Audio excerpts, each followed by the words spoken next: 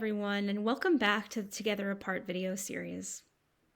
Since our second Seder is about 4 weeks ago, Jews and Jewish communities around the world have been engaged in the practice of Sfirat HaOmer, of ritually counting each day between the holiday of Passover, when we celebrated our freedom, and the holiday of Shavuot, when we celebrate receiving the Torah.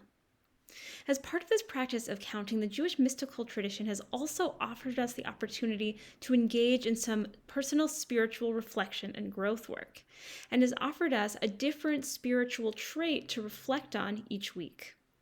These traits are divine traits and are the ways that God manifests within us and in our world. In the eyes of the Jewish mystics, this inner work is not only about coming to better embody God's qualities, but with an eye towards Shavuot and receiving the Torah, is about helping us open more and more to the wisdom of the Torah, which we'll receive again on Shavuot.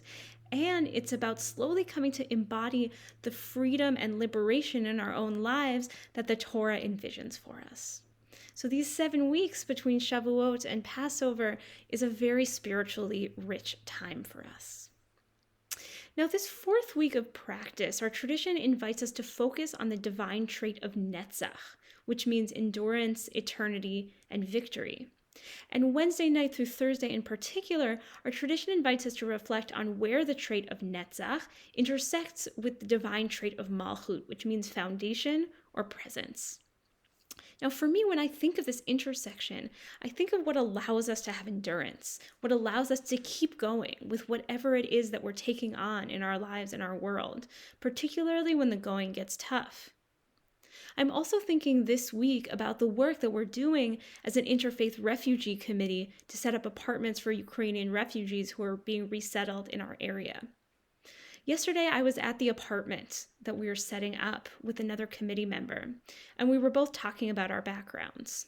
It turns out that for both of us, just like the family who's coming from the Ukraine next week, our families also had to leave their home countries and come to North America to seek safety. Now, there's a disheartening aspect of this story to me. It is heartbreaking how much injustice and oppression endures in our world, generation after generation, century after century. And yet at the same time, hearing this story and sharing my own story with this other person, this strengthened my motivation to be part of this project, because our efforts to bring justice and liberation to our world also must endure if anything is ever going to change.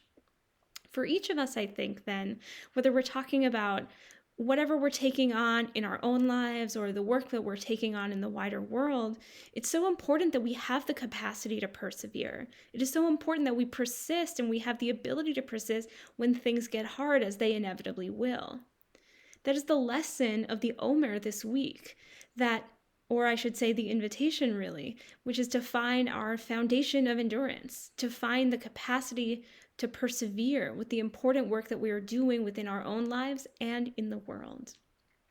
So with this, I want to invite each of us to reflect this week.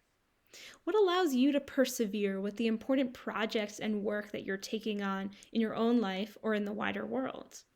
And how might you strengthen even more this capacity to persevere so that you can continue the important work that you're doing for the long haul? As usual, I look forward to hearing your responses to these questions. You can reach me at rabbi@bethtorah.org. I look forward to hearing what's on your heart and your mind.